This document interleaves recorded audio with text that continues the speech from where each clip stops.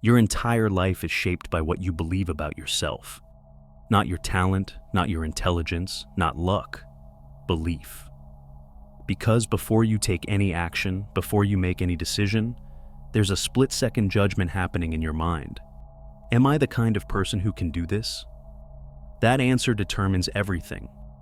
It dictates whether you apply for that opportunity or talk yourself out of it, whether you push through failure or let it define you, whether you take ownership of your future or assume it's already set in stone. The problem? Most people carry self-doubt like it's a fact, never realizing it's just a deeply ingrained assumption, one that can be rewritten. So why do so many struggle with self-belief? Because from an early age, we're conditioned to look outward for validation.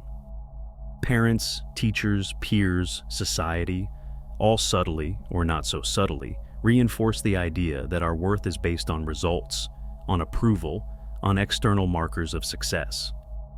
And if those don't come easily, self-doubt creeps in, reinforcing a dangerous cycle. Failure lowers belief, which leads to hesitation, which leads to more failure. Over time, people stop trying, not because they're incapable, but because they've internalized a version of themselves that is smaller than their actual potential. They've mistaken past disappointments for permanent limitations.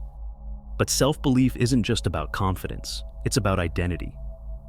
If you see yourself as someone who persists, who learns, who adapts, then setbacks don't define you, they refine you. And that shift in mindset, it changes everything. People think belief follows success, but it's the other way around. Those who achieved the most weren't necessarily the most skilled or the smartest. They were the ones who refused to see themselves as anything less than capable. Because once you change the way you see yourself, you change the way you engage with the world, and the world responds accordingly. Society has a strange relationship with self-belief. On the surface, it glorifies confidence, success stories, visionary leaders, the people who made it. But when you actually start believing in yourself, when you carry yourself with the conviction that you can and will shape your own life, that's when resistance shows up. People get uncomfortable. Friends, family, even strangers will question you, mock you, or try to humble you. Why? Because strong self-belief disrupts the status quo. It challenges the silent agreement most people have with themselves, that it's safer to stay in their place, to not aim too high, to avoid risking failure or judgment. The moment you step outside that mindset, it forces them to confront their own self-imposed limitations. And rather than do that, many would rather pull you back down. Confidence has always attracted criticism. Those who dare to believe in themselves before the world gives them permission are seen as arrogant, delusional, or naive. It's a defense mechanism from those who never gave themselves that same freedom. And yet, here's the paradox. The very same people who ridicule self-belief in its early stages are often the ones who admire it once it succeeds. The entrepreneur who was called crazy is later seen as a visionary. The artist who was dismissed as unrealistic is later praised for their talent. The athlete, the creator, the leader, people respect confidence after it proves itself, but they rarely support it when it's still growing. And that's why so many hesitate. Not because they lack ability, but because they fear rejection. From childhood, we're conditioned to avoid standing out too much. Praise is given for fitting in, for not making waves, for playing it safe. And rejection? It stings. It taps into something primal, the fear of being cast out from the tribe. This is why so many people unconsciously shrink themselves, making sure they're not too ambitious, not too confident, not too different. They learn to preemptively dim their own light to avoid judgment. And over time, this becomes second nature. They stop dreaming big, not because they don't want more, but because somewhere along the way, they absorb the belief that it's not their place to have it. Let me tell you the truth. Society doesn't get to decide your worth. The people who laugh at self-belief in its early stages are usually the ones too afraid to chase their own potential. If you live seeking their approval, you'll never break free from the limits they've set for themselves. Real self-belief means understanding that rejection isn't a signal to stop. It's proof that you're stepping outside of what's expected. Your brain is wired to prove you right. Whatever you believe about yourself, whether empowering or limiting, your mind will search for evidence to confirm it. This is why self-belief isn't just a motivational concept, it's a psychological and neurological reality. We act in alignment with who we think we are. If you see yourself as incapable, you'll hesitate, avoid challenges, and reinforce that belief through inaction.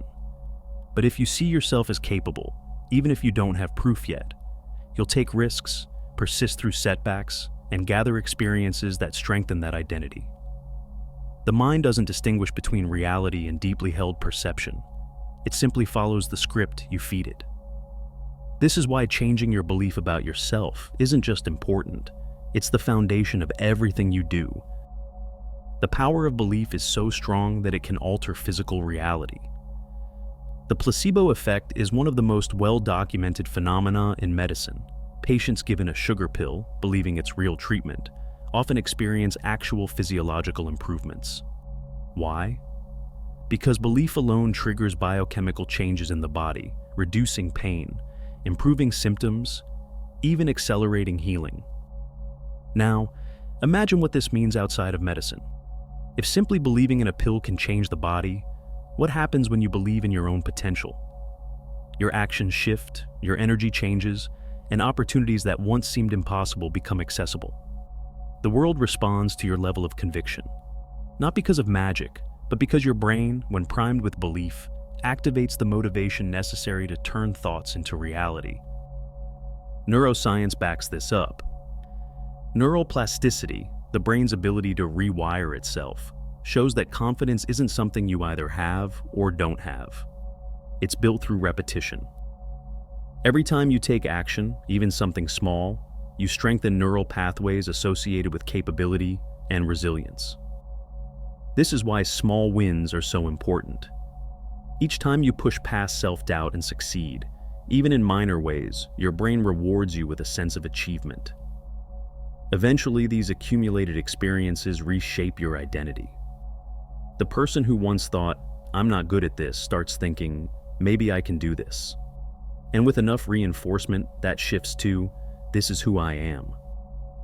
Dopamine, the brain's motivation chemical, plays a crucial role in this feedback loop. It's released not just when you succeed, but when you pursue a goal. The more you engage in actions aligned with self-belief, whether it's practicing a skill, taking on challenges, or simply refusing to let doubt dictate your choices, the more dopamine reinforces those behaviors. This creates momentum. Success builds confidence, which fuels further action, which generates more success. It's a self-reinforcing cycle, but it all starts with a decision to act as if you believe in yourself, even when it feels unnatural. Because belief isn't a feeling that appears out of nowhere. It's a muscle you train, one choice at a time. Now, let's talk about what isn't self-belief. Up to this point, we've explored how belief shapes reality, how it rewires the brain, and how it fuels action. But there's a crucial distinction to make. Real self-belief is not the same as blind confidence. One is built on experience, skill, and resilience. The other is an illusion, a fragile mask covering deep insecurity. True self-belief comes from knowing you can handle what's ahead because you've done the work. It doesn't mean you think you're infallible or superior. It means you trust yourself to adapt, learn, and overcome. It's the foundation of growth. Delusional confidence, on the other hand, skips this process. It's performative. It's a house of cards, loud on the outside, hollow on the inside, and easily shattered by reality. The difference is simple. Real self-belief can take a hit and keep going, while false confidence crumbles at the first sign of resistance. People who are truly confident don't need to prove it to anyone. Their actions, their results, their quiet certainty speak for themselves. But those who pretend to believe in themselves often seek constant validation. They talk a big game, inflate their abilities, or reject criticism, not because they're truly secure, but because deep down, they know they haven't put in the effort to back up their words. And when reality doesn't align with their self-image, the illusion cracks, leading to excuses, blame, or even self-sabotage. Lately, Carl Jung's concept of the shadow, the hidden, unacknowledged parts of ourselves that we suppress, has become very popular. Well, false confidence often comes from an unintegrated shadow. When someone refuses to face their fears, their weaknesses, or their inadequacies, they compensate with arrogance. They pretend those parts don't exist, projecting an image of invulnerability. But real confidence doesn't fear weakness, it confronts it. It acknowledges flaws, learns from failures, and builds strength from discomfort, as I have already said. The most powerful people aren't the ones who deny their insecurities. They're the ones who understand them and refuse to be ruled by them. This is why grounded confidence is so powerful. It's unshakable. It's built on evidence. If you've struggled, failed, and kept going, if you've sharpened your skills, if you've proven to yourself time and time again that you can handle difficulty, no one can take that away from you. That's the difference. Blind arrogance demands external validation to survive. Real self-belief is entirely internal. It doesn't need applause, it doesn't need to shout, it simply is. Well, let's talk a little more about how to cultivate self-belief. As I have been saying, self-belief isn't something you wake up with one day. It's something you build. And the foundation of that belief is confidence. Confidence without skill is just wishful thinking, but when you develop mastery in something, doubt naturally fades. Think about any area of your life where you're truly competent. You don't second-guess yourself because you've put in the reps. That's how real confidence works. The problem is, many people want to feel confident before they act. But that's not how it works. You earn self-belief through effort, discipline, and proof that you can handle what's ahead. It's not about faking it until you make it. It's about becoming the kind of person who doesn't need to fake it. This is why incremental growth is crucial. No one goes from self-doubt to unshakable confidence overnight. It's built one small win at a time. Every time you take action, no matter how small, you reinforce the idea that you're capable. You don't have to conquer the mountain in a day, you just have to take the next step. And here's where most people get stuck. They think progress is meaningless unless it's massive. But confidence doesn't come from grand gestures, it comes from consistency. Show up, improve slightly, and let momentum do the rest.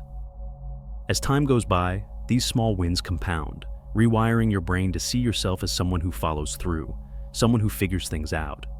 And that identity shift, that's where real belief is born. Resilience is another key.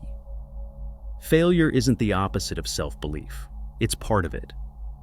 The difference between those who have confidence and those who don't isn't that one group never fails, it's that they don't let failure define them.